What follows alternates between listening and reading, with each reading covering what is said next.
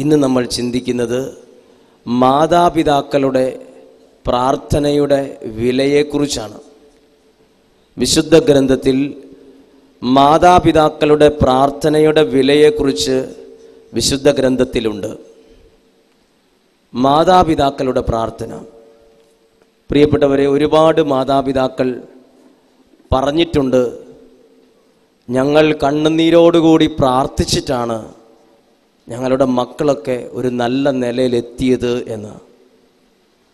ഇന്ന് നിങ്ങൾ ഓർത്തു നോക്കിക്കേ, അനേകം മാതാപിതാക്കൾ മക്കളെ ഓർത്തുള്ള വിഷമം വളരെ സീരിയസ് ആണ്. ഏതെങ്കിലും ഒരു നാട്ടിൽ ഒരു വിഷയമേ ഉണ്ടായിരുന്നുള്ളെങ്കിൽ കുഴപ്പമില്ലായിരുന്നു. 10 കുടുംബങ്ങളെ എടുത്താൽ അതിൽ 8 കുടുംബങ്ങളും അവരുടെ മക്കളെ ഓർത്തുള്ള വിഷമങ്ങളും വേദനകളും അവരെ നന്നായി സ്വാധീനിക്കുന്നുണ്ട്. വിശുദ്ധ ഗ്രന്ഥത്തിൽ ഒരു ബൈബിൾ വചനം ഇങ്ങനെയാണ്. അബ്രാഹത്തോട് ദൈവം പറഞ്ഞൊരു വാക്കുണ്ട്. എന്താണ് പറഞ്ഞതെന്നറിയാമോ? ഇങ്ങനെയാ പറഞ്ഞത്, നിനക്ക് ഞാൻ മക്കളെ തരും, ആകാശത്തിലെ നക്ഷത്രങ്ങളെപ്പോലെ എന്നൊരു വാക്കുണ്ട്. അപ്പോൾ പെട്ടെന്ന് നമ്മൾ ചിന്തിക്കും, ആകാശത്തിലെ നക്ഷത്രങ്ങൾ അത് എണ്ണിത്തീർക്കാൻ പറ്റിയേലാത്തൊരു കാരണം അതാണ് പെട്ടെന്ന് നമ്മുടെ മനസ്സിൽ വരുന്നത്. ഈ വാക്കിന് വേറെ ഒരർത്ഥം കൂടിയുണ്ട്. ആകാശത്തിലെ നക്ഷത്രങ്ങളുടെ പ്രത്യേകത, ഒന്നാമത് അത് ഉയർന്നു നിൽക്കുന്ന ഒന്നാണ്. രണ്ടാമത്തെ പ്രത്യേകത, അത് ഏത് ഇരുട്ടത്തും വെളിച്ചം പ്രസരിപ്പിക്കുന്ന വിധത്തിൽ, താഴെ നിന്ന് നോക്കിയാൽ തന്നെ കാണാവുന്ന വിധത്തിൽ അത് തിളങ്ങുന്നവയുമാണ്. ഹല്ലേലൂയ. 2 പ്രത്യേകതയാണ്. ഒന്ന്, അത് ഉയർന്നു നിൽക്കും. 2, അത് തിളങ്ങും. അങ്ങനെയാണെങ്കിൽ അബ്രാഹത്തോട് ദൈവം പറഞ്ഞ വാക്കാണ്, നിനക്ക് ഞാൻ മക്കളെ തരും. തരുമ്പോൾ ആ മക്കൾ എങ്ങനെ ഇരിക്കും? നാളെ ഒരു സമയത്ത് അവർ ഉയർന്നു നിൽക്കുകയും ചെയ്യും. വെറുതെ ഉയർന്നു നിൽക്കുകയല്ല, അവർ ഉയർന്ന് പ്രകാശിക്കുന്ന അവസ്ഥയിലായിരിക്കും. അങ്ങനെ എത്ര മക്കൾ നമുക്കുണ്ട്? ഇന്ന് മക്കളെ ഓർത്തുള്ളൊരു തലവേദന മാതാപിതാക്കൾക്ക് കാര്യമായിട്ടുണ്ട്. ഈശോ 2000 വർഷം മുമ്പേ പറഞ്ഞായിരുന്നൊരു കാര്യം. എന്താ പറഞ്ഞെന്നറിയോ? ആരും എന്നെ ഓർത്ത് കരയണ്ട, പിന്നെയോ നിങ്ങളെയും നിങ്ങളുടെ മക്കളെ ഓർത്ത് കരയണം. കരഞ്ഞാൽ മതി എന്ന് എത്ര വർഷം മുമ്പ് പറഞ്ഞു? 2000 വർഷം മുമ്പ് പറഞ്ഞതാണ്. ഇന്ന് 2019 ഇപ്പോഴും അത് അതുപോലെ നടക്കുന്ന ഒരു സംഭവമല്ലേ? മാതാപിതാക്കളുടെ വിഷമം വീടില്ലാത്തതല്ല, മാതാപിതാക്കളുടെ വിഷമം മക്കൾക്ക് നല്ല സാലറി ഇല്ലാത്തതല്ല, മാതാപിതാക്കളുടെ വലിയ വിഷമമാണ് അവരാഗ്രഹിച്ച പോലെ ഒരു നന്മ അവരെ കാണാനില്ല. പ്രിയപ്പെട്ടവരെ, ഇന്ന് നിങ്ങളോട് ആ വചനത്തിലൂടെ ഇത് പറയാൻ ആഗ്രഹിക്കുകയാണ്. മാതാപിതാക്കളുടെ പ്രാർത്ഥനയ്ക്ക്, പ്രത്യേകിച്ച് പ്രാർത്ഥിക്കുന്ന ഒരപ്പനിലൂടെയും പ്രാർത്ഥിക്കുന്ന ഒരമ്മയിലൂടെയും ലഭിക്കുന്ന അനുഗ്രഹങ്ങൾ എണ്ണമറ്റവയാണ്. അതിനൊരു നല്ല ഉദാഹരണമാണ് സഭയിലെ ഒരു വിശുദ്ധനാണ് അഗസ്റ്റിൻ. 10-17 വയസ്സുള്ളപ്പോൾ തന്നെ ഈ അഗസ്റ്റിൻ മോശ സ്വഭാവമായിരുന്നു. ദുർനടപ്പ്, തെറ്റായ ബന്ധം, ഇതെല്ലാം ഉണ്ടായിരുന്ന ഒരാളാണ് അഗസ്റ്റിൻ.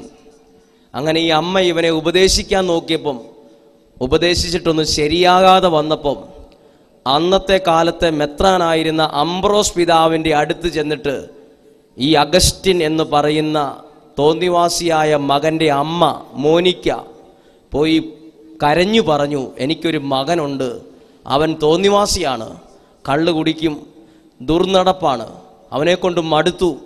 ഇത് പറഞ്ഞ് ഈ തിരുമേനിയുടെ മുമ്പിൽ ഈ അമ്മ കരയുമ്പം ഈ തിരുമേനി മെത്രാൻ പറഞ്ഞു, സഹോദരി, നിന്റെ കണ്ണിലൂടെ ഒഴുകുന്ന കണ്ണുനീര്, അതോടൊപ്പമുള്ള പ്രാർത്ഥന ഒരിക്കലും വെറുതെയാവില്ല എന്ന് പറഞ്ഞു. അങ്ങനെ തിരിച്ചു വീട്ടിൽ വരുമ്പോഴും കാണുന്നത് മകനായ അഗസ്റ്റിൻ തോന്നിവാസിയായിട്ട് നടക്കുന്നതും പറഞ്ഞാൽ കേൾക്കാത്ത അവസ്ഥയുമാണ്. പക്ഷെ നീണ്ട 10, 15, 16 വർഷത്തെ കണ്ണുനീരോടെയുള്ള പ്രാർത്ഥന കൊണ്ട് ഈ അമ്മ മോനിക്ക എന്ന അമ്മ പ്രാർത്ഥിച്ചും കണ്ണുനീരൊഴുക്കി പ്രാർത്ഥിച്ച് ഈ മകനെ, തോന്നിവാസിയായ മകനെ വിശുദ്ധ അഗസ്റ്റിനാക്കി മാറ്റി. ഹല്ലേലൂയ. ഇവിടെ ഇരിക്കുന്ന എല്ലാ മാതാപിതാക്കൾക്കും ഒരു സന്തോഷ വാർത്തയുണ്ട്. നിങ്ങൾ പ്രാർത്ഥിക്കുന്നവരാണെങ്കിൽ തല കുനിക്കേണ്ട കാര്യമില്ല. നിങ്ങൾ ദൈവവിശ്വാസിയാണെങ്കിൽ നാണവാ ചമ്മലാന്ന് പറഞ്ഞിരിക്കണ്ട. നിങ്ങളിലൂടെ നിങ്ങളുടെ മക്കൾ ആകാശത്തിലെ നക്ഷത്രങ്ങളെപ്പോലെ പ്രകാശിക്കുന്ന ഒരവസ്ഥ ദൈവം നാളെ നിങ്ങൾക്ക് തരും. നാളെ നിങ്ങൾക്ക് തരും. നമ്മൾ ഓർക്കണം, നമ്മൾ ജീവിക്കുന്നത് വേറൊരു പ്രത്യേക അവസ്ഥയിലുള്ള സാഹചര്യത്തിലാണ്. ഇന്ന് എന്ത് കള്ള് കേസ്, കഞ്ചാവ് കേസ്, ലഹരി കേസൊക്കെ വരുമ്പം നമ്മുടെ മക്കളെ ഓർത്ത് നമുക്കൊരു പേടിയുണ്ട്. ഏതെങ്കിലും ഒരു കോളേജിൽ പഠിപ്പിക്കാൻ വിടുമ്പോൾ വരെ നമുക്ക് ഭയങ്കര ടെൻഷനാണ്. നമുക്കവർ പഠിച്ച് രക്ഷപ്പെടണമെന്ന് ആഗ്രഹമുണ്ട്. പക്ഷെ അവിടെ എങ്ങനെയാണ് നമുക്കൊന്നും അറിയത്തില്ലാത്തൊരു സാഹചര്യമുണ്ട്. ഈ കഴിഞ്ഞ പ്രാവശ്യം +2 പരീക്ഷയ്ക്ക് പോകാനുള്ള മകൻ അമ്മയോട് പറയാണ്, മമ്മി എൻ്റെ വായിൽ മുഴുവൻ ഒരു സൈസ് കുരുക്കൾ വന്നിട്ടുണ്ട്, എനിക്ക് പരീക്ഷയ്ക്ക് പോകാൻ പറ്റിയല്ലെന്ന് പറഞ്ഞു. അപ്പോൾ അമ്മ പറയും, വാ വിളിക്കടാന്ന് പറഞ്ഞു. വാ വിളിപ്പിച്ചപ്പോൾ വാ മുഴുവൻ ഒരു സൈസ് വെളുത്ത പൊണ്ണുപോലെ. അപ്പോൾ ഇത് ഇന്നലെയല്ല പറയാതിരുന്നത്. ഉടനെ ഈ സഹോദരി അമ്മ ഫോണിൽ വിളിച്ചു, അപ്പനെ വിളിപ്പിച്ചു. ഉടനെ ആശുപത്രിയിലേക്ക്, പരീക്ഷയ്ക്ക് പോകണം, പരീക്ഷ എഴുതിക്കാൻ ആശുപത്രിയിലേക്ക് കൊണ്ടുപോവാണ്. അവിടെ ചെന്ന് ഡോക്ടർ പരിശോധിച്ചിട്ട് അപ്പനെ വിളിച്ച് ചോദിച്ചത്, അപ്പനെയും കൂടി ഇരുത്തിയിട്ട് മകനോട് ചോദിക്കുവാണ്, ഡോക്ടർ നീ കള്ള് കുടിച്ചിട്ടുണ്ടോയെന്ന്. അവൻ പറഞ്ഞില്ലെന്ന്. വീണ്ടും ചോദിച്ചു, കള്ള് കുടിക്കുവോടാ? ഇല്ല. അവൻ ഉറപ്പായിട്ടും പറയാണ്. അതിനുശേഷം ഡോക്ടർ വഴക്ക് പറഞ്ഞു. അങ്ങനെ അവൻ പറയാണ്, കള്ള് കുടിക്കുമായിരുന്നവൻ. അവൻ്റെ അപ്പനും അമ്മയൊക്കെ നല്ല നല്ല ആൾക്കാരാണ്, അറിഞ്ഞിട്ടില്ല. എന്നിട്ട് ദേഹത്തടിക്കുന്ന സ്പ്രേ വീട്ടുകാരറിയാതിരിക്കാൻ വായിലടിക്കുമായിരുന്നു. അത് അലർജിയായി, അത് കുരുക്കളായി, അത് റിയാക്ഷനായിട്ട് വന്നിട്ട് തൊണ്ണ മുതൽ കവള് നാക്ക് മുഴുവൻ ഒരു സൈസ് വെളുത്ത കുരു ഉണ്ടായി പൊട്ടി തുപ്പൽ പോലും ഇറങ്ങാൻ പറ്റാത്ത അവസ്ഥയിലിരിക്കുകയാണ്. അപ്പോഴാണ് അപ്പൻ, കച്ചവടക്കാരനായ അപ്പൻ അറിയുന്നത്, പാവപ്പെട്ട അമ്മ അറിയുന്നത്. +2 പഠിക്കുമ്പോൾ തന്നെ എൻ്റെ മകൻ കൈവിട്ടു പോയ വിവരം. ഇതെല്ലാം കേൾക്കുമ്പോൾ നമ്മൾ ആരും ചിന്തിക്കരുത് ഇത് ആഫ്രിക്കൻ രാജ്യങ്ങളിൽ നടക്കുന്ന സംഭവമാണ്, അമേരിക്കയിൽ ഏതോ ഒറ്റപ്പെട്ട സ്ഥലത്ത് നടന്ന ഏകദേശം ഒരു സംഭവമാണ്. അല്ല, എയർ ഡിസ്റ്റൻസ് വെച്ച് നോക്കിയാൽ നമ്മുടെ നാടിനടുത്തും നമ്മുടെ കുടുംബങ്ങളിൽ നടക്കുന്ന സംഭവങ്ങളാണ്. ഒന്നും ബാലരമയിലോ ചിത്രകഥയിലോ എപ്പോഴോ വന്ന കഥയോ ഒന്നും കട്ടെടുത്തിട്ട് ഇവിടെ വന്ന് പറഞ്ഞതല്ല. ഇതൊക്കെ മനുഷ്യർ ഇന്നും ജീവിക്കുന്ന ആളുകൾ സങ്കടത്തോടെ പറഞ്ഞ കാര്യങ്ങളാണ് നിങ്ങളോട് പറഞ്ഞത്. ഇത് നിങ്ങളോടൊരു ഇൻട്രൊഡക്ഷൻ പോലെ പറഞ്ഞതാണ്.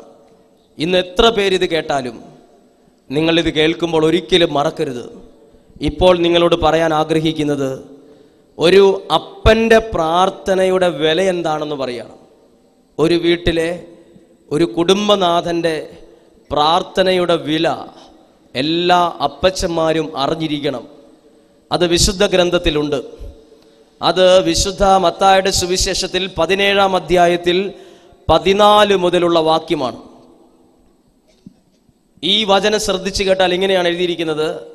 ഒരപ്പൻ, ഒരു കുടുംബനാഥൻ, ഒരു അപ്പച്ചൻ ഒരിക്കൽ ഈശോയുടെ അടുത്തേക്ക് വന്നിട്ട് പറഞ്ഞു, എൻ്റെ മകനിലൊന്ന് കനിയണം, അവൻ അപസ്മാര രോഗിയാന്ന് പറഞ്ഞു. ഒരു മകന് വേണ്ടി അപ്പൻ ഈശോയുടെ അടുത്ത് ചെല്ലുന്ന വിവരമാണ് എഴുതിയിട്ടുള്ളത്. ശ്രദ്ധിക്കുക, ഒരു കാര്യം കേട്ടെ. ഓരോ അപ്പച്ചന്മാരുടെയും ഒരു ഒബ്ലിഗേഷനാണ്, കടമയാണ് മക്കൾക്ക് വേണ്ടി ദൈവസന്നിധിയിൽ നിൽക്കുന്ന അപ്പന്മാരാവുക. പറയാമോ? ഹല്ലേലൂയ. വലിയൊരു കാര്യമാണ്. അതുകൊണ്ട് എന്നാ കാര്യമെന്ന് ചോദിക്കരുത്. അതുകൊണ്ട് എന്താ കാര്യം? അതുകൊണ്ട് ജോലി കിട്ടുമോ? അതുകൊണ്ട് കാനഡയിൽ പോകാൻ പറ്റുമോ? അതുകൊണ്ട് അമേരിക്കയിലേക്കുള്ള വിസ ശരിയാവുമോ? ഇതൊന്നും എനിക്കറിയാൻ പാടില്ല.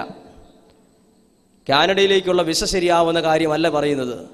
പക്ഷെ ഇവിടെ ഒരു രോഗിയായ ഒരു മകന് വേണ്ടി, സാധാരണ അപസ്മാര രോഗമല്ല, ഇതൊരു പിശാചുബാധ പോലെയാണ്. പ്രത്യേകത ഇങ്ങനെയാണ്, ഇവൻ ഈ രോഗം അങ്ങ് വരുമ്പം വേറൊരു ശക്തി ഇവനെ തീയിലും വെള്ളത്തിലും ചാടിക്കും. തീയിലും വെള്ളത്തിലും, രണ്ടിൻ്റെയും പ്രത്യേകത എന്താണ്? തീയുടെയും വെള്ളത്തിൻ്റെയും. തീയുടെ പ്രത്യേകത അത് പൊള്ളിക്കും. വെള്ളത്തിൻ്റെ പ്രത്യേകത അത് ശ്വാസം മുട്ടിക്കും, അത് മുക്കും. ഒരപ്പൻ വന്ന് പറയുകയാണ്, എനിക്കൊരു മകനുണ്ട്, അവന് രോഗം വരുമ്പോൾ അവൻ തീക്കകത്തോട്ട് ചെന്ന് വീഴും. അതുകൊണ്ട് വളരെ ശ്രദ്ധിച്ചാണ് ഞങ്ങൾ അവനെ കൊണ്ടു നടക്കുന്നത്. അവൻ വെള്ളത്തിനകത്ത് വീഴും, അവൻ മരിച്ചു പോകുമെന്ന് പേടിയുണ്ട്. അപ്പോൾ ഈ അപ്പം പറയുവാണ്, ഞാൻ എൻ്റെ കൊച്ചിനെ ഒന്ന് സുഖപ്പെടുത്താൻ വേണ്ടി നിന്റെ ശിഷ്യന്മാരുടെ അടുത്ത് കൊണ്ടുവന്നു. എൻ്റെ കൊച്ചിന് ഈ രോഗമാണ്, സുഖപ്പെടുത്തണമെന്ന് പറഞ്ഞു. അവർ കുറേ പ്രാർത്ഥനയൊക്കെ പ്രാർത്ഥിച്ചു, പക്ഷെ അവരെ കൊണ്ട് കഴിഞ്ഞില്ല.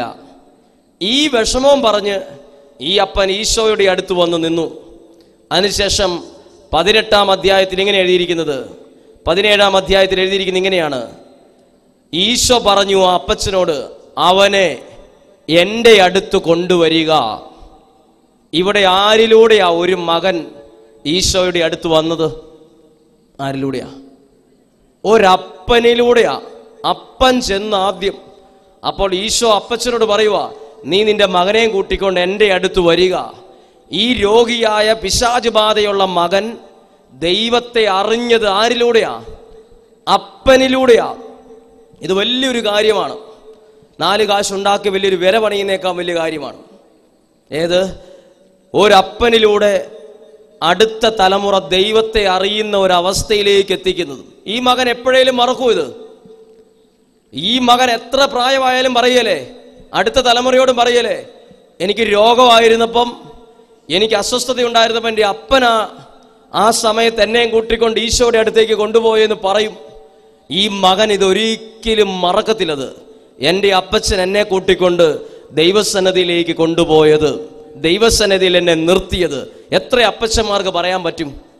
എത്ര മക്കൾക്ക് ധൈര്യപൂർവ്വം ഒരു വീട്ടിൽ പറയും, എൻ്റെ അപ്പച്ചനാ എന്നെ ദൈവത്തിങ്കിലേക്ക് എത്തിച്ചത്, എൻ്റെ അപ്പച്ചനാ എന്നെ ദൈവത്തെ അറിയാൻ ഇടയായത്. എന്തായാലും ഇവിടെ ചെന്നപ്പം ഈശോ അവനിലുള്ള പിശാചിനെ ബന്ധിച്ചു. അവൻ്റെ രോഗം തൽക്ഷണം സുഖപ്പെട്ടു. ഞാനിത് പറയാൻ ഈ വൈവവചനം പറയുന്നത് ശ്രദ്ധിച്ച്, ഇവിടെ ഒരു മകന്റെ ജീവിതത്തിൽ അത്ഭുത വിടുതൽ നടന്നത് അപ്പന്റെ പ്രാർത്ഥനയിലൂടെയാണ്. പറഞ്ഞേ ഹല്ലേലൂയ. അവർക്ക് പറഞ്ഞേ ഹല്ലേലൂയ. നിസ്സാരമല്ല.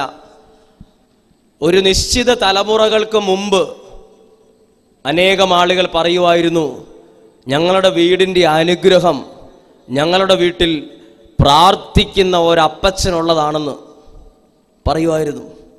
ഈ കുറച്ച് ദിവസങ്ങൾക്ക് മുമ്പ് ഒരു മകൻ പറയുക, സാമാന്യം നല്ല പൊസിഷനിൽ ഇരിക്കുന്ന ഒരു മകൻ പറഞ്ഞു, എൻ്റെ ഏറ്റവും വലിയ ഭാഗ്യം എനിക്ക് പ്രാർത്ഥിക്കുന്ന ഒരു അപ്പനുണ്ടെന്നുള്ളതാണ്. പ്രാർത്ഥിക്കുന്ന ഒരപ്പനും പ്രാർത്ഥിക്കുന്ന ഒരമ്മയും മക്കൾക്കൊരു ബ്ലെസ്സിങ് ആണ്, ഒരു അനുഗ്രഹമാണ്. ഹല്ലേലൂയ. അവർക്ക് പറഞ്ഞേ ഹല്ലേലൂയ. ഒന്നാമത്തെ കാര്യം ശ്രദ്ധിച്ച്, ഒരപ്പൻ്റെ പ്രാർത്ഥനയിലൂടെ ഇവിടെ ആ വീട്ടിലെ ഒരു ആങ്കൊച്ചിന് അത്ഭുത വിടുതലുണ്ടായി. ഇവിടെ ഇരിക്കുന്ന ഏതെങ്കിലും അപ്പച്ചന്മാർക്ക് മക്കളെ ഓർത്ത് എന്തെങ്കിലും വിഷമം ഉണ്ടെങ്കിൽ അതിനവരെ ഉപദേശിച്ചിട്ട് ഒരു കാര്യവും നടക്കത്തില്ലെന്ന്. ഇന്ന് ഉപദേശിച്ചാൽ നമ്മൾ എന്തെങ്കിലും ഒരു കാര്യം പറഞ്ഞാൽ 10 എണ്ണം തിരിച്ചു പറയും. നമുക്ക് തന്നെ പേടിയുണ്ട് നമ്മുടെ മക്കളെ. 7-ാം ക്ലാസ്സിൽ പഠിക്കുന്ന കൊച്ചിനെ അമ്മയ്ക്ക് പേടിയാണ്. അമ്മ പറഞ്ഞു, എനിക്ക് അവനോടൊന്നും പറയാൻ ഉള്ളുകൊണ്ടൊരു പേടിയുണ്ട്, അവൻ പ്രതികരിക്കുമെന്ന് പറഞ്ഞു. അപ്പോൾ 7-ാം ക്ലാസ്സിൽ പഠിക്കുന്ന കൊച്ചിനെ അമ്മയ്ക്ക് പേടിയാണ്. 10ൽ പഠിക്കുന്ന കൊച്ചിനെ അപ്പന് പേടിയാണ്. 10ൽ പഠിക്കുന്ന മകനുള്ള അപ്പം പറയാണ്, വീട്ടിലെ വണ്ടി എടുക്കരുതെന്ന് അവനോട് പറയാൻ അപ്പൻ എന്തോ ഒരു ഉള്ളിലൊരു പേടി. വണ്ടി എടുക്കരുതെന്ന് അവനോട് പറയാൻ എനിക്കൊരു പേടിയുണ്ട് അച്ചോ എന്ന് പറഞ്ഞു. ഒരു ദിവസം ഒരു വഴിയെ നടന്നു പോകുമ്പോൾ എനിക്ക് പരിചയമുള്ള ഒരു ആളെ കണ്ടു. ആളുടെ പേര് ഷാജി എന്നാണ്. അപ്പോൾ ഞാൻ പറഞ്ഞു, ഷാജി ചേട്ടാ, നിങ്ങളുടെ മക്കളുടെ കാര്യത്തിൽ ഇച്ചിരി ശ്രദ്ധിക്കണം കേട്ടോ, ഞാനിങ്ങനെ ഒരു കാര്യം കേട്ടായിരുന്നു, ശ്രദ്ധിക്കുന്ന നല്ലതായിരിക്കും എന്ന് പറഞ്ഞു. അപ്പോഴേ ആ ഷാജി ചേട്ടൻ പറഞ്ഞു, അവരോട് പറയാൻ സത്യസന്ധമായി പറയട്ടെ, പേടിയച്ചാന്ന്. അവരോട് പറയാൻ പേടിയാന്ന്. മക്കളെ എന്തേലും ഒരു കാര്യം പറയാൻ പേടിയുള്ള മാതാപിതാക്കളാകരുത്. അവരെ ദൈവസന്നിധിയിൽ നിർത്തുന്നവരായിരിക്കണം. പറഞ്ഞേ ഹല്ലേലൂയ. ഒരു കരം ഉയർത്തിയെന്ന് പറഞ്ഞേ ഹല്ലേലൂയ, ഹല്ലേലൂയ, ഹല്ലേലൂയ. കരങ്ങൾ താഴ്ത്താം. ഇപ്പം നമ്മൾ കണ്ടത് ഒരപ്പൻ്റെ പ്രാർത്ഥന, ഒരപ്പച്ചൻ്റെ പ്രാർത്ഥനയ്ക്ക് ഇത്രയും വിലയുണ്ടെന്നാണ് നമ്മൾ കണ്ടത്. ഇനി ഒരു അമ്മയുടെ പ്രാർത്ഥനയുടെ വില കേട്ടു. ആദ്യം കണ്ടത് ഒരു അപ്പൻ്റെ പ്രാർത്ഥനയാണ്. അപ്പോൾ നമ്മളാരും ചിന്തിക്കരുത്, എൻ്റെ മകൻ തീയിലും വെള്ളത്തിലൊന്നും വീഴുന്നില്ലല്ലോ എന്ന്. തീയും വെള്ളവും രണ്ടും രണ്ടാ. ഇന്നത്തെ 2019 തീയും വെള്ളവും പലതുമാണ്. നമ്മൾ ഉപയോഗിക്കുന്ന ഫോണ് തന്നെ ഒരു തീയും വെള്ളവും രണ്ടിൻ്റെയും ഗുണം ചെയ്യും. അത് പൊള്ളിക്കും, അതിൽ മുക്കും. പലരും മുങ്ങിയിരിക്കുകയാണ്. പലരെയും മുക്കിയത്, നമ്മളെ ഇന്ന് പൊള്ളിക്കുന്നതും ഇന്ന് താഴ്ത്തുന്നതും നമ്മുടെ ഫോണാണ്. നമ്മുടെ ഫോൺ തന്നെ നമുക്ക് പലപ്പോഴും ശത്രുവാണ്. നമ്മുടെ ഫോൺ നേരായ വണ്ണം വച്ചിട്ട് പോകാൻ നമുക്ക് തന്നെ പേടിയുണ്ട്. നമ്മുടെ മക്കളതെടുത്ത് കൈകാര്യം ചെയ്യുമ്പോൾ നമ്മുടെ ചങ്ക് പിടയ്ക്കും. തീയിലും വെള്ളത്തിലും വീഴുന്നില്ല ആരും. പക്ഷെ അതേപോലെ പല യാഥാർത്ഥ്യങ്ങളിലും മുങ്ങിയും പൊങ്ങിയും പൊള്ളിയൊക്കെ ചെയ്യുന്ന സാഹചര്യത്തിലാണ് ഒരപ്പൻ്റെ പ്രാർത്ഥന അത് മകൻ്റെ ജീവിതത്തിൽ അത്ഭുത വിടുതലിന് കാരണമായി. പറഞ്ഞേ ഹല്ലേലൂയ. അവർക്ക് പറഞ്ഞേ ഹല്ലേലൂയ. രണ്ടാമത്തെ വചനമാണ് വിശുദ്ധ മർക്കോസിന്റെ സുവിശേഷത്തിൽ 7-ാം അധ്യായം 24 മുതലുള്ള വാക്യങ്ങൾ. ഇത് ഒരമ്മയുടെ പ്രാർത്ഥനയാണ്. ഇത് കേൾക്കുമ്പോൾ പ്രാർത്ഥിക്കുന്ന എല്ലാ അമ്മമാരും ഇത്രയും നാൾ പ്രാർത്ഥിച്ചത് മണ്ടത്തരമായെന്ന് ചിന്തിക്കില്ല. ഒത്തിരി പേര് പറയില്ലേ, പ്രാർത്ഥിച്ചിട്ട് ഇതൊക്കെ മണ്ടത്തരമായിപ്പോയി, എന്തിനാ ഇങ്ങനെ പ്രാർത്ഥിക്കാൻ പോയെന്ന് ചിന്തിക്കില്ലേ? ഒരിക്കലും ഒരു കാര്യം പറയട്ടെ, നമ്മളിപ്പോൾ പ്രാർത്ഥിക്കുമ്പോൾ ഉടനെ ഉത്തരം കിട്ടിയില്ലേലും അതിൻ്റെ അർത്ഥം ദൈവം നമ്മുടെ പ്രാർത്ഥന കേട്ടില്ലെന്നല്ല. ഒന്നും കൂടെ പറയാം. നമ്മളിപ്പോൾ ഇവിടുന്ന് പ്രാർത്ഥിച്ചു, ഇതാ ഒരു ഉത്തരവും കിട്ടിയിട്ടില്ല, അതിൻ്റെ അർത്ഥം നമ്മൾ പ്രാർത്ഥിച്ച പ്രാർത്ഥന ദൈവസന്നിധിയിൽ എത്തിയിട്ടില്ലെന്നല്ല. ഓരോന്നിനും ദൈവം ഇടപെടുന്നത് ഓരോ സമയത്തായിരിക്കും. ചിലപ്പോൾ ഇന്ന് പ്രാർത്ഥിച്ചതിൻ്റെ ഉത്തരം ചിലപ്പോൾ കിട്ടുന്നത് 15 വർഷം കഴിഞ്ഞിട്ടായിരിക്കും. ഇപ്പോൾ പ്രാർത്ഥിച്ചതിൻ്റെ ഉത്തരം ചിലപ്പോൾ വരുന്നത് 22 വർഷം കഴിഞ്ഞിട്ടായിരിക്കും. ചില പ്രാർത്ഥനയ്ക്ക് ഉത്തരം ഇന്ന് രാത്രി കിട്ടും, ചിലത് 2 ദിവസം കഴിയുമ്പോൾ കിട്ടും, ചിലത് 9 ദിവസം പ്രാർത്ഥിച്ചാൽ കിട്ടും, ചിലത് 21 ദിവസം പ്രാർത്ഥിച്ചാൽ കിട്ടും, ചിലത് വർഷങ്ങൾ പ്രാർത്ഥിച്ചാലും ചിലപ്പോൾ കിട്ടുന്നത് 10 വർഷം കഴിഞ്ഞിട്ടായിരിക്കും. അപ്പോൾ നമുക്കറിയാൻ പറ്റും ഇത് ഇന്നലകളിലെ പ്രാർത്ഥനയുടെ അനുഗ്രഹമാണ് ഇന്ന് അനുഭവിക്കുന്നതെന്ന് പറയാൻ പറ്റും. പറഞ്ഞേ ഹല്ലേലൂയ. അവർക്ക് പറഞ്ഞേ ഹല്ലേലൂയ. അവർക്ക് പറഞ്ഞേ ഹല്ലേലൂയ. പ്രാർത്ഥനയുടെ ശക്തി. ഇന്നലെ പറഞ്ഞതിൻ്റെ വിഷയത്തോട് ചേർത്ത് തന്നെയാണ് ഇത് പറയുന്നത്. ഇത് പറയാനുള്ള കാരണം, ഇത് മതി നമ്മുടെ ജീവിതം രക്ഷപ്പെടാൻ. ഈ ഒരൊറ്റ കാര്യം മതി നമ്മുടെ ജീവിതം പിടിച്ചു കയറാൻ. ഈ ഒരൊറ്റ കാര്യം, അമ്മയുടെ പ്രാർത്ഥന. ഈ അമ്മയുടെ പ്രത്യേകത, ഈ അമ്മ ഏത് വിശ്വാസത്തിൽപ്പെട്ടവരാണെന്ന് എഴുതിയിട്ടുണ്ട്. സീറോ ഫിനേഷ്യൻ വംശത്തിൽപ്പെട്ട ഒരു സ്ത്രീയാണ്. സീറോ ഫിനേഷ്യൻ വംശത്തിൽപ്പെട്ട ഒരു സ്ത്രീയാണ് ഈ അമ്മ. ഈ അമ്മ പറഞ്ഞത് ഇങ്ങനെയാണ്: ഈ അമ്മ ഒരു ദിവസം ഈശോയെ കാണാൻ വേണ്ടി ഈശോയുടെ അടുത്തേക്ക് ചെന്നു. അപ്പോൾ ഈ അമ്മ ചെല്ലുമ്പോൾ അമ്മയുടെ മകള് കൂടെയില്ല. മകള് വീട്ടിൽ രോഗിയായിട്ട് കിടക്കുവാണ്. ഒന്ന് ശ്രദ്ധിച്ച്, രോഗിയായ മകളെ വീട്ടിൽ കിടത്തിയിട്ട് ഈ അമ്മ ആ സങ്കടം എടുത്തോണ്ട് ഈശോയുടെ അടുത്തേക്ക് ചെന്നിട്ട് പറഞ്ഞു, എനിക്കൊരു കൊച്ചുമകളുണ്ട്, അവൾ രോഗിയായി കിടക്കുവാണ്, സുഖപ്പെടുത്തണം എന്ന് പറഞ്ഞു. ഇത് പറഞ്ഞപ്പോൾ ഈശോ തിരിച്ചു പറഞ്ഞു, മക്കളുടെ അപ്പം എടുത്ത് നായ്ക്കൾക്ക് കൊടുക്കുന്നത് ശരിയല്ലെന്ന് പറഞ്ഞു. ഇത് കേട്ടാൽ നമുക്ക് തോന്നും, എന്താ ഒരു ബന്ധമില്ലാത്തൊരു ചോദ്യം പറഞ്ഞെന്ന്, ഉത്തരം പറഞ്ഞെന്ന്. ആ സ്ത്രീ തിരിച്ചു പറഞ്ഞു, യജമാനന്മാരുടെ മേശയിൽ നിന്ന് വീഴുന്ന അപ്പക്കഷ്ണങ്ങൾ നായ്ക്കളും തിന്നുന്നുണ്ടല്ലോ എന്ന്. അടുത്ത വചനം ഇങ്ങനെ എഴുതിയിരിക്കുന്നത്, 29-ാമത്തെ വചനം, അവൻ അവളോട് പറഞ്ഞു, ഈ ഒരൊറ്റ വാക്കുമൂലം നീ പോയിക്കൊള്ളുക, നിന്റെ വിശ്വാസം വലുതാണ്. നീ വീട്ടിൽ ചെല്ലുമ്പോൾ പിശാച് നിന്റെ മകളെ വിട്ടുപോയിരിക്കുന്നത് കാണും. പറഞ്ഞേ ഹല്ലേലൂയ. ഒന്ന് ശ്രദ്ധിച്ചേ, ഈ മകൾക്ക് ഇത്ര വലിയ അനുഗ്രഹം കിട്ടാൻ കാരണമായത് ആരുടെ പ്രാർത്ഥനയാ?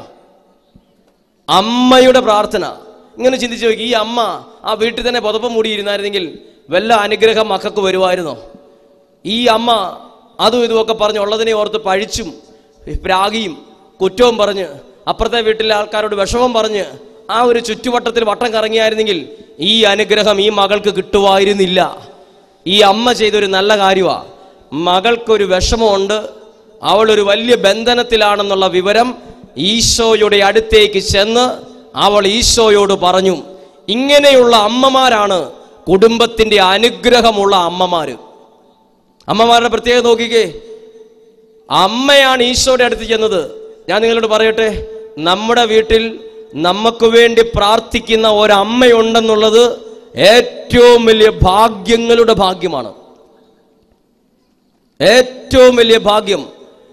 മെഡിക്കൽ കോളേജിൽ ഡോക്ടറായി നിൽക്കുന്ന മകൻ ബാംഗ്ലൂർ അമ്മേനെ കൊണ്ടുപോയി അവിടെ താമസിപ്പിച്ചിരിക്കുക. കൊച്ചിനെ നോക്കാനല്ല, കൊച്ചിനെ നോക്കാൻ അവിടെ വേലക്കാരി ഉണ്ട്. പക്ഷെ ആ മകൻ പറയാണ്, ഡോക്ടറായ മകൻ പറയാണ്, എൻ്റെ അമ്മയുടെ പ്രാർത്ഥന കൊണ്ടാണ് ഞാൻ ഈ നിലയിലെത്തിയത് എന്ന്. അതുകൊണ്ട് അമ്മയുടെ സാന്നിധ്യത്തിൻ്റെയും പ്രാർത്ഥനയുടെയും വിലയറിഞ്ഞ മകൻ, ഡോക്ടറായ മകൻ. സാധാരണ മക്കൾ ചിലപ്പോൾ കൊച്ചിനെ നോക്കാനൊക്കെ അമ്മേനെ കൊണ്ടു നിർത്തും, കൊച്ചിനെ നോക്കാനല്ല. അമ്മയുടെ പ്രാർത്ഥന ഞങ്ങളുടെ മക്കളും കണ്ടു പഠിക്കണം. ബാംഗ്ലൂർ ക്രൈസ്റ്റ് സ്കൂളിലാണ് 1-ാം ക്ലാസ്സിലോ 2-ാം ക്ലാസ്സിലോ പഠിക്കുന്ന കൊച്ചാണ്. ആ കൊച്ചിനെ പ്രാർത്ഥിക്കാൻ പഠിപ്പിക്കുന്നതും ദൈവത്തിങ്കിലേക്ക് അടുപ്പിക്കുന്നതും ഈ അമ്മയാണ്. ഈ മകൻ പറയുകയാണ്, ഞാൻ ഇവിടെ എത്താനുള്ള കാരണം എൻ്റെ അമ്മയുടെ പ്രാർത്ഥനയാണ്. എൻ്റെ ഏറ്റവും വലിയ ഭാഗ്യം എനിക്ക് വേണ്ടി പ്രാർത്ഥിക്കുന്ന ഒരു അമ്മയുണ്ടെന്നുള്ളതാണ്. മുമ്പേ പറഞ്ഞു, എൻ്റെ ഏറ്റവും വലിയ ഭാഗ്യം പ്രാർത്ഥിക്കുന്ന ഒരു അപ്പൻ എനിക്കുണ്ടെന്നുള്ളതാണ്. രണ്ടാമത് പറഞ്ഞു, എൻ്റെ ഏറ്റവും വലിയ ഭാഗ്യം 10 നിലയുള്ളൊരു വീടുണ്ട്, 25 ഏക്കർ സ്ഥലം അവിടെ ഉണ്ടെന്നുള്ളതല്ല, പ്രാർത്ഥിക്കുന്ന ഒരു അമ്മ എനിക്കുള്ളതാണ് എന്ന് പറഞ്ഞ് ഹല്ലേലൂയ. അവർക്ക് പറഞ്ഞ് ഹല്ലേലൂയ. പ്രാർത്ഥിക്കുന്ന അമ്മ. ഞാൻ ഇങ്ങനെ ചിന്തിച്ചു, ഈ പ്രാർത്ഥിക്കുന്ന ഈ അമ്മ മക്കളുടെ ജീവിതത്തിൽ എന്തേരെ വലിയ അനുഗ്രഹമാ കൊണ്ടുവന്നേ. ഈ അമ്മയുടെ ഒറ്റ വിശ്വാസം മകളുടെ ജീവിതത്തെ രൂപാന്തരപ്പെടുത്തി. ഇവിടെ ഇരിക്കുന്ന എല്ലാ പ്രിയപ്പെട്ടവരും കേൾക്കട്ടെ, നമ്മുടെ പ്രാർത്ഥനയ്ക്ക് ഒരു പ്രത്യേക ഗുണമുണ്ട്. നമ്മുടെ പ്രാർത്ഥന രൂപാന്തരപ്പെടുത്താൻ ശക്തിയുള്ളതാണ്. ഏത് ഡിസോർഡറിനെയും ഓർഡർ ആക്കാൻ കഴിവുള്ളതാണ് നമ്മുടെ പ്രാർത്ഥന. പറഞ്ഞേ ഹല്ലേലൂയ. ഇത് പറയുമ്പോൾ എനിക്കും നിങ്ങളോട് പറയാൻ പറ്റും, ദൈവത്തിൻ്റെ വചനം പറയുന്ന എനിക്കും ഇങ്ങനെ ഒരു അവസ്ഥയിൽ മൈക്കൊക്കെ പിടിച്ച് ദൈവവചനമൊക്കെ തുറന്നു വച്ച് ഇങ്ങനെ ഒരു ദേവാലയത്തിൻ്റെ മുറ്റത്ത് ഇങ്ങനെയും ഈ താഴെ വച്ചിരിക്കുന്ന ഫ്ലക്സിൽ എൻ്റെ ഒരു പടമൊക്കെ വച്ച്, അല്ലെങ്കിൽ നിങ്ങൾക്കൊക്കെ എൻ്റെ പേരറിയാനൊക്കെ ഒരു അവസ്ഥയൊക്കെ ഉണ്ടായത് എൻ്റെ ഗുണമാണെന്ന് വിശ്വസിക്കുന്ന ആളല്ല ഞാൻ. എൻ്റെ അമ്മയുടെ പ്രാർത്ഥനയാണ് എന്നെ ഇവിടം വരെ എത്തിച്ചതിൻ്റെ പിന്നിൽ ഏറ്റവും വലിയ പങ്ക് വഹിച്ചത്. ഞാൻ ഇത്രയും നാൾ പ്രാർത്ഥിച്ചതിൻ്റെ 1000 ഇരട്ടി. അപ്പോൾ നിങ്ങൾ ചിന്തിക്കും, സാധാരണ പോലെ പ്രാർത്ഥിച്ചതാണെന്ന്. അല്ല, എൻ്റെ കുടുംബത്തിൽ ഞാൻ ഉണ്ടായ കാലം മുതൽ സങ്കടങ്ങളുടെ കൂട്ടിൽ, സങ്കടങ്ങളുടെയും കണ്ണുനീരിൻ്റെയും ഒരു വലിയ വെള്ളത്തിൻ്റെ കുഴിയിൽ കടന്നു മാത്രം കണ്ണുനീരും സങ്കടവും ഭക്ഷണമില്ലാത്ത അവസ്ഥയും വീട്ടിൽ താമസിക്കാൻ പറ്റാത്ത സാഹചര്യവും എല്ലാം കണ്ട് പോയി ആൾക്കാർ ചോദിച്ചിട്ടുണ്ട്, പോയി ചത്തുകൂടേടാ നിനക്ക്, പോയി ചത്തുകൂടെയെന്ന് വരെ ചോദിച്ചിട്ട് ആൾക്കാരുണ്ട്. ഭക്ഷണമില്ലാതെയും വസ്ത്രമില്ലാതെയും ഒക്കെ താമസിച്ച സമയത്ത് പലപ്പോഴും ഞാൻ കണ്ടിട്ടുള്ളൊരു കാര്യമാണ്, എൻ്റെ അമ്മ ഒന്നുമില്ലായ്മയുടെ സമയത്ത് ആകെ ഒരു വീടും അതിനകത്തൊരു മുറിയും ഒരു അടുക്കളയെന്ന് പറയാൻ ഒരു സാധനവും ഒരു ചെറിയൊരു സ്ഥലവും ഉണ്ടായിരുന്ന സമയത്ത് കന്നുകാലിക്കൂടിൻ്റെ പുറകിലും വീടിൻ്റെ വിറകുപരയുടെ സൈഡിലും കോഴി മുട്ടയിടാനിരിക്കുന്ന സ്ഥലത്തും എൻ്റെ അമ്മ കൈ വിരിച്ചു പിടിച്ച് എന്തൊക്കെയോ പ്രാർത്ഥിക്കുന്നത് ഞാൻ കണ്ടിട്ടുണ്ട്. അന്ന് ഞാൻ വരെ ദേഷ്യപ്പെട്ടിട്ടുണ്ട്, എവിടെ നോക്കിയാലും ഈ പ്രാർത്ഥന മാത്രമേ ഉള്ളല്ലോ എന്ന്. ഇത്രയും പ്രശ്നം നടക്കുമ്പോഴും എന്തിനാ ഈ തലകുത്തി നിന്ന് പ്രാർത്ഥിക്കുന്നു ചോദിച്ചിട്ടുണ്ട്. പക്ഷെ 10-33 വയസ്സായി എനിക്കറിയാം, ഇന്ന് എന്നെ ഇവിടം വരെ എത്തിച്ചത് എൻ്റെ അമ്മയുടെ ശക്തമായ പ്രാർത്ഥനയായിരുന്നു. ഇന്നും പ്രാർത്ഥിക്കുന്ന ഒരാളാണ്.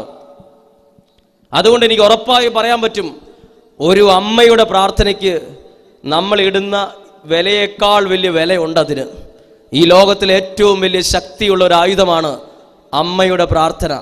അമ്മ പ്രാർത്ഥിക്കാനുണ്ടെങ്കിൽ ആ മക്കൾ ഒരിക്കലും വഴിവിട്ടു പോവില്ല. പ്രാർത്ഥിക്കുന്ന ഒരമ്മയുണ്ടെങ്കിൽ അത്രയും ശക്തിയാണ് പ്രാർത്ഥിക്കുന്ന ഒരമ്മയുടെയും പ്രാർത്ഥിക്കുന്ന ഒരപ്പൻ്റെയും വില. പറഞ്ഞേ ഹല്ലേലൂയ. അവർക്ക് പറഞ്ഞേ ഹല്ലേലൂയ. ഞാനിങ്ങനെ ചിന്തിച്ചത് മറ്റൊന്നുമല്ല, എൻ്റേതായ അനുഭവത്തിൽ ഞാൻ ചിന്തിച്ചു. ഇതിപ്പോൾ ചിന്തിച്ചതല്ല, നേരത്തെ പലപ്പോഴും വണ്ടി ഓടിക്കുമ്പോഴും ചിലപ്പോൾ ആരും ഇല്ലാത്ത സമയത്തും നമ്മൾ എന്തെങ്കിലുമൊക്കെ ചിന്തിക്കും. അങ്ങനെ ചിന്തിച്ചപ്പോൾ വന്നൊരു കാര്യമാണ് മുമ്പേ പറഞ്ഞത്. ഒന്നുമില്ലായ്മയിൽ നിന്ന് എവിടെയേലും ദൈവം എത്തിച്ചിട്ടുണ്ടെങ്കിൽ അതിൻ്റെ പിറകിൽ പ്രവർത്തിച്ചതാണ് കുറേ ആളുകളുടെ പ്രാർത്ഥന, പ്രത്യേകിച്ച് നമ്മുടെ അമ്മമാരുടെ പ്രാർത്ഥന. ഇന്ന് ഈ പ്രദേശത്ത് വലിയ വലിയ വീടുകളുണ്ട്. അല്ലെ? നമ്മുടെ ഇടവകക്കാർക്ക് പലർക്കും നല്ല വീടുകളുണ്ട്, കാറുണ്ട്. ശരിക്കും ചിന്തിച്ച് നോക്കിക്കേ, പണ്ട് ഒരു 10 വർഷം മുമ്പ് ഇത്രയും കാറില്ലായിരുന്നു, ഇത്രയും വലിയ വീടില്ലായിരുന്നു. ഇപ്പോൾ വീടൊക്കെ വന്നു എന്ന് പറയുമ്പോൾ നമുക്ക് നമ്മുടെ ചിന്ത പുറകോട്ട് പോകുമെങ്കിൽ നമുക്ക് ഉറപ്പായും ചിന്തിക്കാൻ പറ്റും, പ്രാർത്ഥിക്കുന്ന ആരൊക്കെയോ നമ്മുടെ പുറകിൽ നിന്ന് മുട്ടേ നിന്നും കരഞ്ഞും കണ്ണുനീരൊഴുക്കി പ്രാർത്ഥിച്ചതിൻ്റെയും അനുഗ്രഹമാണ് നമ്മൾ പലരും ഇന്ന് വീടായും പറമ്പായും കാറായും ഒക്കെ അനുഭവിക്കുന്നതിൻ്റെ പുറകിലുള്ള ഒരു കാര്യം. നമ്മൾ പ്രാർത്ഥിച്ചില്ലെങ്കിലോ, നമ്മൾ പ്രാർത്ഥനയിൽ പുറകോട്ട് പോയാൽ നമ്മുടെ അടുത്ത തലമുറ ഈ ഒരു അനുഗ്രഹം അനുഭവിക്കാൻ സാധ്യതയില്ല. നമ്മൾ വേണം പ്രാർത്ഥനയിലൂടെ അടുത്ത തലമുറയെ പണിതുയർത്തേണ്ടവർ. പറഞ്ഞേ ഹല്ലേലൂയ, എന്നൊക്കെ പറഞ്ഞേ ഹല്ലേലൂയ. പ്രാർത്ഥനയിൽ പണിതുയർത്തുന്ന മാതാപിതാക്കൾ, പ്രിയപ്പെട്ട മാതാപിതാക്കളെ, മാതാപിതാക്കളുടെ പ്രാർത്ഥന മക്കളുടെ ജീവിതത്തെ പിടിച്ചുയർത്തും, പണിതുയർത്തും. ദൈവവചനത്തിലൂടെ നിങ്ങളോട് പറഞ്ഞത്, പ്രാർത്ഥിക്കുന്ന മാതാപിതാക്കളാണെങ്കിൽ ഇപ്പോൾ 10 കാശിന് കുറവുണ്ട്, വീട് വളരെ ചെറുതാണ്, കാറൊന്നും വീട്ടിലില്ല, ഇതൊന്നും വിഷമിക്കേണ്ട, ഇതൊക്കെ വരും. നമ്മൾ ഈ വെയിൽ കൊള്ളുന്നതും മഴ കൊള്ളുന്നതും ഈ അധ്വാനിക്കുന്ന മുഴുവൻ മക്കൾക്ക് വേണ്ടി. എല്ലാവരും പറയില്ലേ മക്കൾക്ക് വേണ്ടിയാണ് കഷ്ടപ്പെടുന്നതെന്ന്? ഒരു കാര്യം കൂടെ പറഞ്ഞു നിർത്താം. മാതാപിതാക്കളുടെ ഒരു കടമയാണ് മക്കളുടെ ജീവിതത്തെ ദൈവത്തോടുള്ള ബന്ധത്തിൽ പണിതുയർത്തണം. ബൈബിളിൽ 2 കാര്യങ്ങൾ പണിതിട്ടുണ്ട്. എന്തൊക്കെയാ? നോഹ് ഒരു പെട്ടകവും പണിതിട്ടുണ്ട്, ബുദ്ധിയുള്ള കുറേ പേര് ബാബേൽ ഗോപുരവും പണിതിട്ടുണ്ടോ? രണ്ടും പണിതത് ഒരു പെട്ടകം പണിത കാര്യം മാത്രം നമ്മൾ മനസ്സിൽ ധ്യാനിക്കാനല്ല. നോഹ് പെട്ടകം പണിത് എങ്ങനെയാ? ദൈവത്തോടുള്ള ബന്ധത്തിൽ അത് പണിതു. അത് പണി പൂർത്തിയായപ്പോൾ എവിടെയാണ് നിന്നത്? വലിയൊരു ജലപ്രളയം വന്നു. 4 ദിവസം മഴ പെയ്തപ്പോൾ തന്നെ നമ്മൾ മഴ കണ്ട് പേടിച്ചു. അന്ന് 40 ദിവസമാണ് നിർത്താതെ പെയ്തത്. 4 ദിവസം പെയ്തിട്ട് തന്നെ നമ്മൾ ഇവിടുന്ന് ഓടി. നമ്മൾ പല ഭാഗത്തു നിന്ന് അതിൻ്റെ വില നമ്മൾ അറിഞ്ഞു. ഇത് 40 ദിവസം ദിനരാത്രങ്ങൾ മഴ പെയ്തു, എല്ലാം വെള്ളത്തിനടിയിലായി. ദൈവത്തോടുള്ള ബന്ധത്തിൽ നോഹ പണിത പെട്ടകം എവിടെ കടന്നു? വെള്ളത്തിൻ്റെ അടിയിലോ വെള്ളത്തിൻ്റെ മുകളിലോ? വെള്ളത്തിൻ്റെ മുകളിൽ. ദൈവത്തോടുള്ള ബന്ധത്തിൽ പണിയുന്നതൊക്കെ ദൈവം അതിനെ മുകളിൽ, എന്തൊക്കെ ഇടിവെട്ടി പെയ്താലും, എന്തെല്ലാം പ്രശ്നങ്ങൾ ഈ ലോകത്തെ മുഴുവൻ മൂടിക്കളഞ്ഞാലും അത് മുകളിൽ നിൽക്കും. പറഞ്ഞേ ഹല്ലേലൂയ, ഉറക്കെന്ന് പറഞ്ഞേ ഹല്ലേലൂയ. ബാബേ ഗോപുരം പണിതതോ ദൈവത്തോടുള്ള ബന്ധത്തിലല്ല, അവരുടെ കഴിവിലും പണത്തിലും ബുദ്ധിയിലും ഒക്കെ ആശ്രയിച്ച് പണിതു. കൃത്യമായിട്ട് വേദപുസ്തകത്തിനകത്ത് എഴുതിയിട്ടുണ്ട്, അത് പണി പൂർത്തിയായില്ല, അത് ചെതറി 4 വഴിക്ക് പോയി എന്ന്. നമ്മൾ അടുത്ത തലമുറയെ പണിയേണ്ടത് ബാബേൽ ഗോപുരം പോലെയല്ല, 4 വഴിക്ക് പോകാനല്ല. എന്തൊക്കെ പ്രതിസന്ധികൾ വന്നാലും അതിൻ്റെ മുകളിൽ നിൽക്കാൻ നമ്മുടെ മക്കൾക്കും നമ്മുടെ ജീവിതത്തിനും കഴിയണമെങ്കിൽ നോഹ പണിത പോലെ ദൈവത്തോടുള്ള ബന്ധത്തിൽ അത് പണിയണം. പറഞ്ഞേ ഹല്ലേലൂയ. അങ്ങനെയെങ്കിൽ തുടർന്ന് നമ്മൾ അന്ന് പ്രാർത്ഥിക്കുവാൻ ആഗ്രഹിക്കുകയാണ്. നിങ്ങൾ ഇരുന്നു കൊണ്ട് തന്നെ നിങ്ങളുടെ മക്കൾക്ക് വേണ്ടി ഒന്ന് പ്രാർത്ഥിച്ചു, ഒന്ന് കണ്ണുകളടച്ച്. ഈ പ്രതികൂല സാഹചര്യത്തിൽ നിങ്ങൾ ദൈവത്തിൻ്റെ വചനം കേട്ടില്ലേ? പ്രിയപ്പെട്ടവരെ, എവിടെ ഇരിക്കുന്ന മാതാപിതാക്കൾ പ്രാർത്ഥിക്കുന്നവരാണെങ്കിൽ നിങ്ങൾക്കുള്ളിൻ്റെ ഉള്ളിൽ സന്തോഷിക്കാം. ചിലപ്പോൾ പ്രാർത്ഥിക്കുന്ന മാതാപിതാക്കളോട് മക്കൾ വരെ പറയും, എന്തിനാ ഇങ്ങനെ പ്രാർത്ഥിക്കുന്നതെന്ന്. അത് കേട്ട് നമ്മൾ വിഷമിക്കരുത്, അറിവില്ലായ്മ കൊണ്ട് പറയുന്നതാ. പ്രാർത്ഥിക്കുന്ന മാതാപിതാക്കൾ മക്കളുടെ ജീവിതത്തെ പണിതുയർത്താൻ കാരണമാകും. ജീവിതത്തെ പിടിച്ചുയർത്തുന്നതും പണിതുയർത്തുന്നതും ദൈവത്തിൻ്റെ വചനമാണ്. പ്രിയപ്പെട്ടവരെ, ഒരു കാര്യം കേട്ടെ, ഒരു കാര്യം പറഞ്ഞിട്ട് നമ്മൾ എഴുന്നേറ്റ് നിൽക്കുകയാണ്. ഒരു വീട്ടിൽ ഒരു അപ്പച്ചൻ പറഞ്ഞ ഒരു ആൾ ചോദിച്ചു, മോനെ ബൈബിൾ എന്നാന്ന് ചോദിച്ചു. അപ്പോൾ ഇംഗ്ലീഷും എഴുതി കൊടുക്കുന്ന ആ കൊച്ചു പറഞ്ഞു, it is a big text. ഇത്രേ ഉള്ളൂ. എന്താണ് ബൈബിൾ? ഇംഗ്ലീഷിൽ തന്നെ ആ കൊച്ചു മറുപടി പറഞ്ഞു, it is a big text, അത് വലിയൊരു പുസ്തകമാണ്. ഇതാണ് നമുക്ക് ദൈവവചനം. നമ്മുടെ മക്കൾക്ക് ദൈവവചനം അറിയില്ല. അറിയോ? ഇത് നിങ്ങൾ ചിന്തിക്കണം. 4 കാശുണ്ടാക്കുന്ന കാര്യത്തെക്കുറിച്ച് മാത്രമല്ല ചിന്തിക്കേണ്ടത്. ഒരു കൊച്ചിനോട് ചോദിച്ചപ്പോൾ, ക്രിസ്ത്യാനിയായ ഒരു കുടുംബത്തോട് ആ കൊച്ചിനോട് ചോദിച്ചു, മോനെ ബൈബിൾ എന്നാന്ന് ചോദിച്ചപ്പോൾ മകൻ പറഞ്ഞത്, father it is a big text, അത് വലിയൊരു പുസ്തകമാണ്. അതാ പറഞ്ഞത്. നമുക്കറിയത്തില്ല, നമുക്ക് ദൈവവചനം അറിയത്തില്ല. 10 എണ്ണമെങ്കിലും അറിയാവോ? 10 എണ്ണം പോലും അറിയത്തില്ല. 10 ദിവസം കൂടുമ്പോൾ ഒരെണ്ണമെങ്കിലും പഠിക്കണം കേട്ടോ. 10 ദിവസം കൂടുമ്പം ഒരെണ്ണമെങ്കിലും പഠിക്കണം. ഞാൻ ഒരു സന്തോഷമുള്ളൊരു കാര്യമാണ്. ഞാൻ യാക്കോബായ സഭയിലൊക്കെ കണ്ടൊരു സന്തോഷമുള്ളൊരു കാര്യം, Meenangadi Yakobaya cathedral saint Peter and പോളും പള്ളിയിൽ പോയപ്പം അവിടെ ചെല്ലുമ്പോൾ എല്ലാവരും പിള്ളേരടക്കം ഒരു കുപ്പി വെള്ളവും ബൈബിളായിട്ട് വന്നിരിക്കുന്നു. അപ്പോൾ അവിടെ എനിക്ക് അച്ഛനോട് ഞാൻ ഓർത്ത് വികാരിച്ചോട് പറഞ്ഞു, അച്ഛാ ഇത് വലിയൊരു കാര്യമാണല്ലോ എന്ന് പറഞ്ഞു. അവിടെയുള്ള ആളുകൾ, അങ്ങ് ദൂരത്തെ കാര്യമല്ല, മീനങ്ങാടി യാക്കോബായ കത്തീഡ്രൽ പള്ളിയിലെ കാര്യം പറഞ്ഞു. അവിടെ വലിയവരും ചെറിയവരും കുഞ്ഞുങ്ങളടക്കം വെള്ളം കുടിക്കാൻ വരെ എഴുന്നേറ്റ് പോകാതിരിക്കാൻ ഒരു കുപ്പിവെള്ളമായിട്ടാണ് ഇരിക്കുന്നത്. അന്ന് ഞാൻ ചിന്തിച്ചു, യാക്കോബായ സഭയിലെ ആളുകളുടെ വിശ്വാസം നല്ല സ്ട്രോങ് ആണ്. അതുകൊണ്ട് എനിക്ക് എവിടെ ക്ഷണം കിട്ടിയാലും ഞാനത് പോകുകയും പ്രാർത്ഥിക്കുകയും ചെയ്യും. അതുകൊണ്ട് അത് വലിയൊരു ഭാഗ്യമായിട്ട് കാണുന്ന ആളാണ് ഞാൻ.